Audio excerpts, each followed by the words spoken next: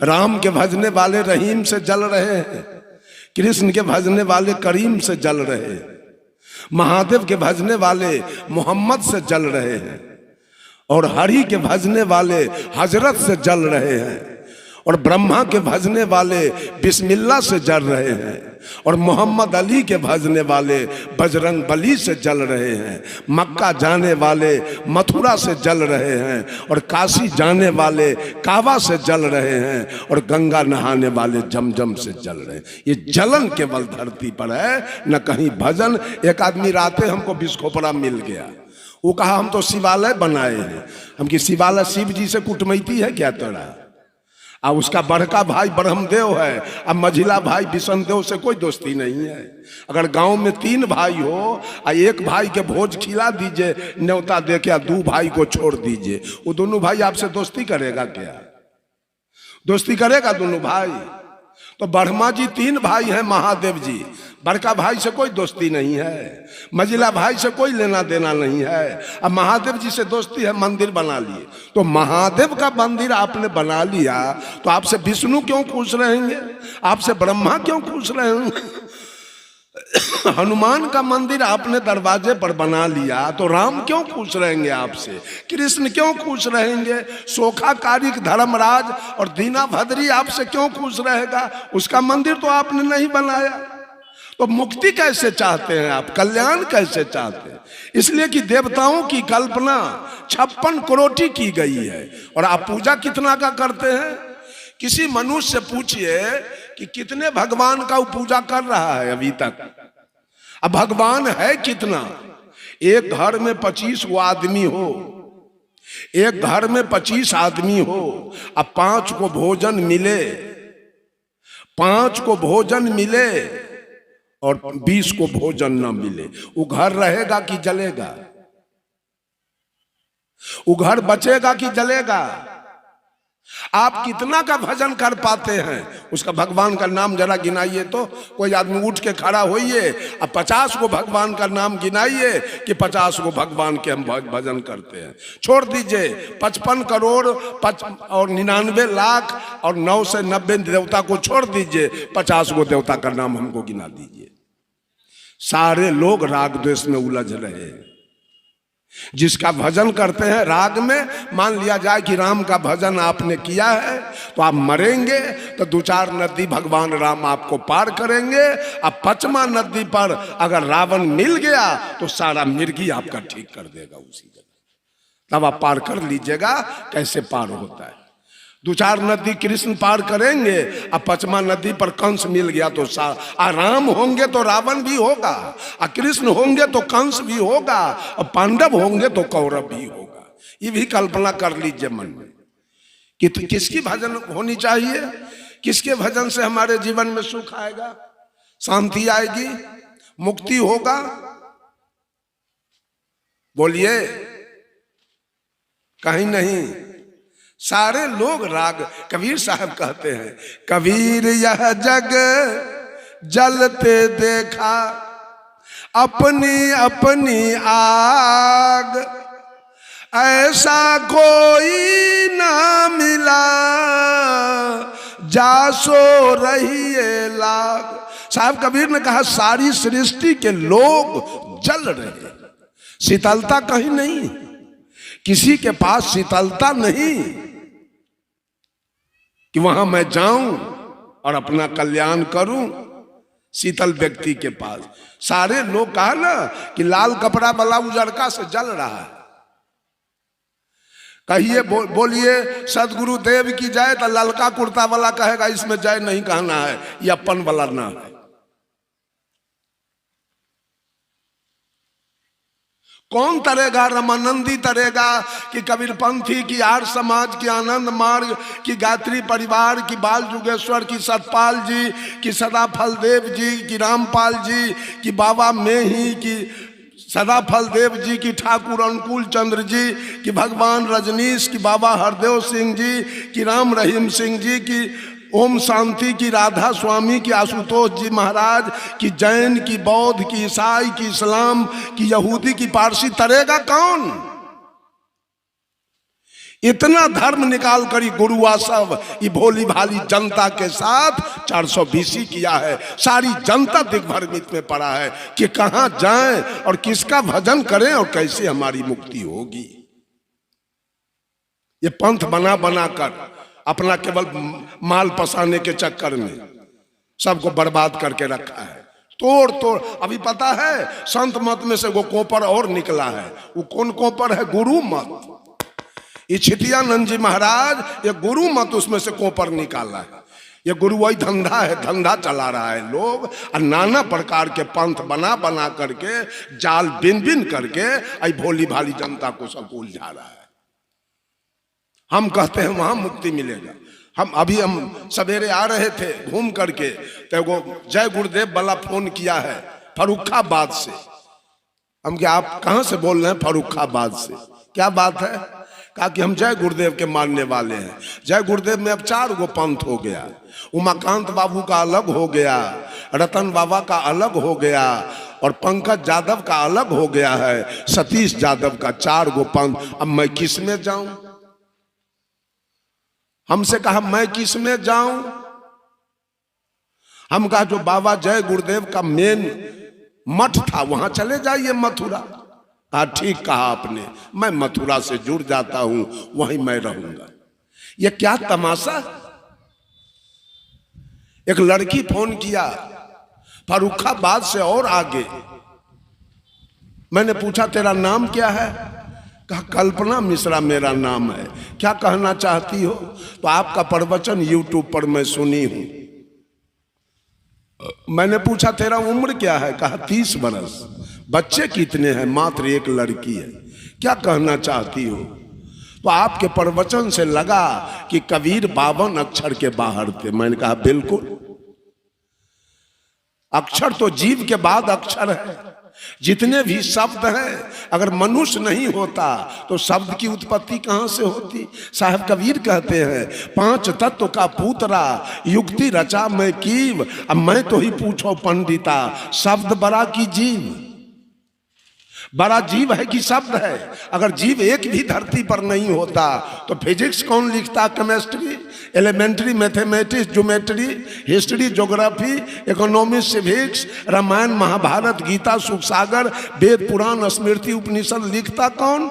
ये सारे लिखने वाले कौन है? यही मानव। और सारे शब्द कहां से निकले? यही मानव के अंदर से। साहब कबीर बीजक से कहते हैं शब्द हमारा तू शब्द का, कि शब्द मेरा गुलाम और ये दुनिया वाला शब्द का गुलाम बना हुआ है।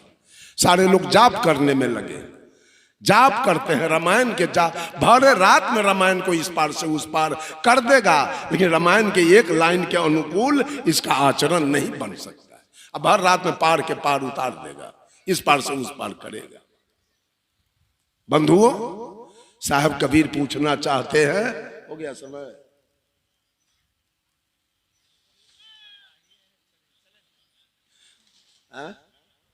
साहब कबीर तमाम लोगों से पूछना चाहते हैं किसका भजन होना चाहिए, कौन तुम्हारा हित है और तजना किसको चाहिए, तुम्हारा दुश्मन कौन है। बोलिए किसका भजन हो और तजा जाए किसको। साहब कबीर कहते हैं भजन तजन के बीच में न भजो किसी को और न तजो किसी को। एक मोटरसाइकिल आपके पास है और 4 आदमी मांगने के लिए एक बार आया, किसको दीजिएगा? एक को दीजिएगा, 3 से झगड़ा होगा। मत दीजिए किसी को। आज मोटरसाइकिल अपने काम में ले जाइए, किसी को दुख नहीं होगा। तो भजन अपना शुरू कीजिए। साहब कबीर कहते हैं रे बंदे करी ले आप निवेरा, करी ले आप निवेरा रे बंदे, करी ले आप निवेरा हो, करी ले आप निवेरा रे बंदे, करी ले आप निवेरा।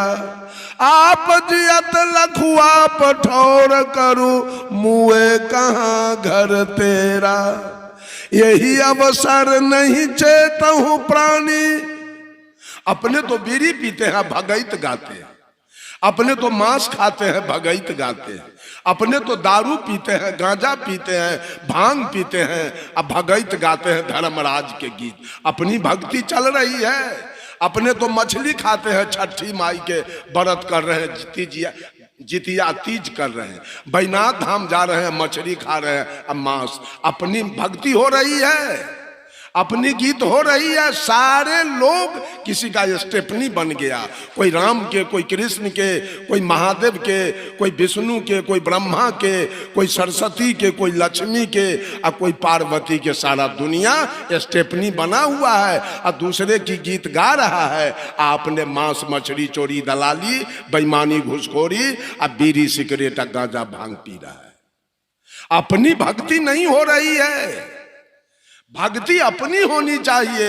इसी धरती पर राम आए, कृष्ण आए, ब्रह्मा विष्णु महेश, सीता सावित्री गायत्री धर्मराज दीना भद्री सब आए, सब अपना अपना काम करके गए। आज बारी मेरी है, मैं भी आया हूं इसी धरती पर, आज मेरी बारी है, मैं भी तो अपना कल्याण करके चलूं इस दुनिया से।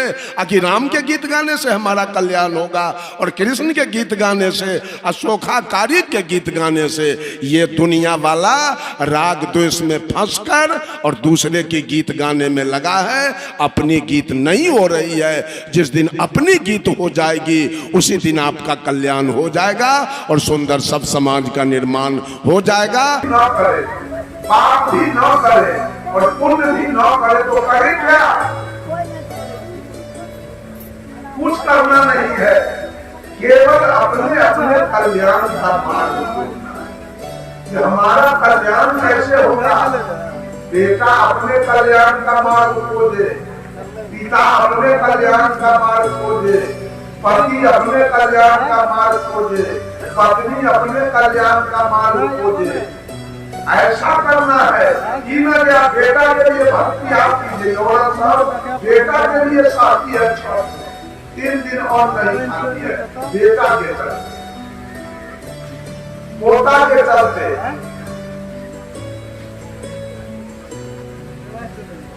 बंधुओं, साहब कबीर ये बोल रहा है,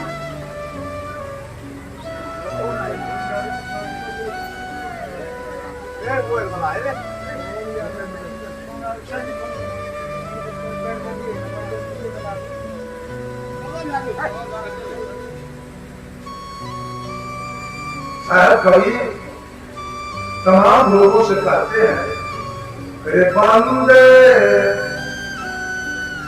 करी ले आप निवेरा, करी ले आप निवेरा, रे बंदे करी ले आप निवेरा, करी ले आप निवेरा, रे बंदे करी ले आप निवेरा। आप दिया तलक आप छोड़ करूं, मुए कहाँ घर तेरा। आप जिया तलकू आप छोड़ करूं, मुए कहाँ घर तेरा। यही अवसर नहीं चेतहु प्राणी, अंत कोई नहीं तेरा, रे बंदे करी ले आप निवेरा। साहब कबीर कहते हैं अपना निवेरा करो,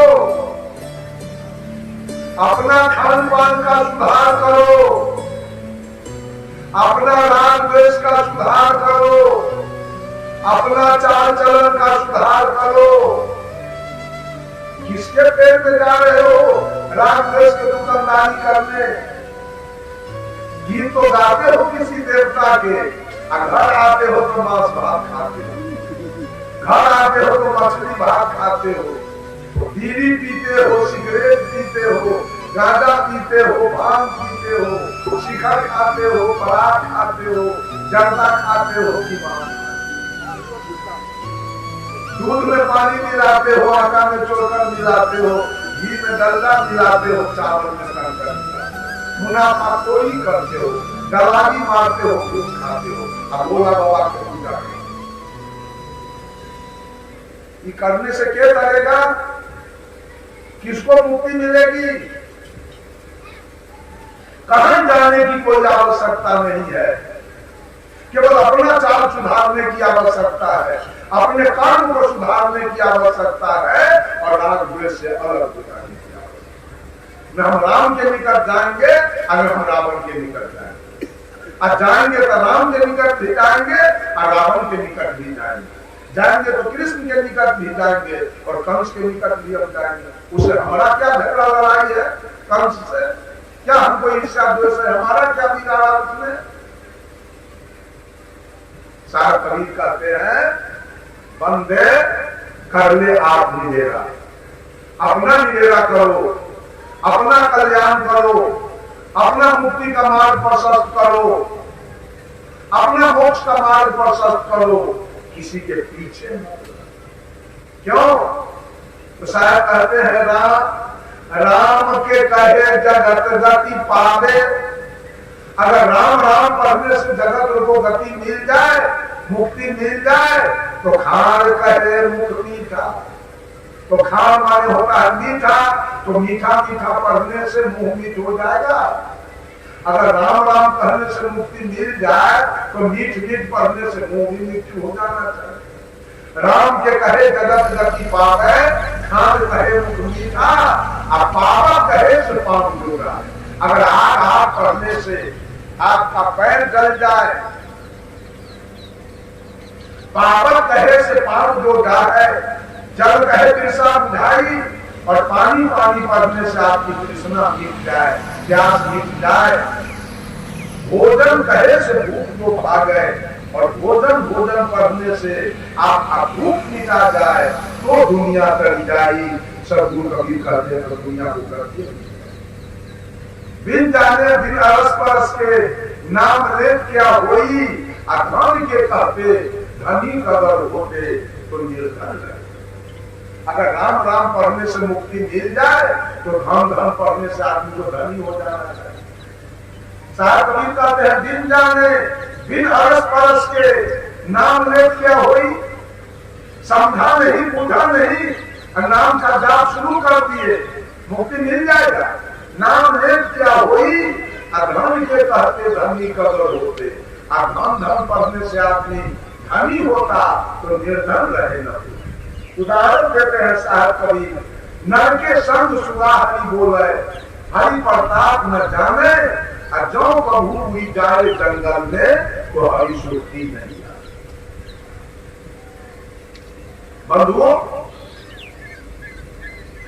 निवेरा का अर्थ होता है निकल जाना, छूट जाना, मुक्ति पा जाना, कल्याण पा जाना। एक धाम होता है धाम। धाम के अंदर में क्या रहता है? धाम के अंदर में क्या है? चावल। धाम के अंदर में चावल है, वो चावल का भात बनेगा, खिचड़ी बनेगी, रसमलाई बनेगा। अभी वो चावल धाम के अंदर में है, भात बनेगा, खिचड़ी बनेगी, रसमलाई बनेगा, नहीं बनेगा। यद्यपि चावल है, लेकिन चावल के ऊपर से आवरण लगा है, छिलका लगा हुआ है, तो छिलका के कारण वो चावल अपाच हो जाता है, उसका भात नहीं बने, खिचड़ी नहीं बने, रसमलाई नहीं बने। ठीक उस प्रकार से हर घट में परमात्मा की सत्ता है, घट घट में परमात्मा की सत्ता है। जब तक वो परमात्मा की सत्ता घट में है, तभी तक की आंखें दुनिया को देख रही है, कि कान दुनिया की बातों को सुन रहा है, नाक सुगंध दुर्गंध ले रहा है, मुंह बोल रहा है, खा रहा है, त्वचा स्पर्श। जिस दिन परमात्मा निकल जाएगा, आंख की क्रिया बंद हो जाएगी, कान की क्रिया बंद हो जाएगी, नाक की क्रिया बंद हो जाएगी और त्वचा की क्रिया बंद हो जाएगी, सभी डेड बॉडी हो जाएगा, श्मशान में जाके रह जाएगा।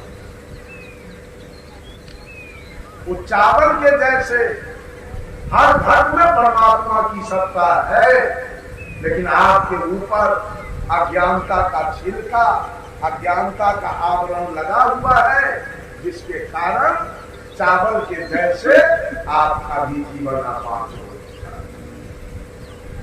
परमात्मा के रहते अज्ञानता के छिलका के कारण, अज्ञानता के आवरण के कारण आपका जीवन आपात हो गया।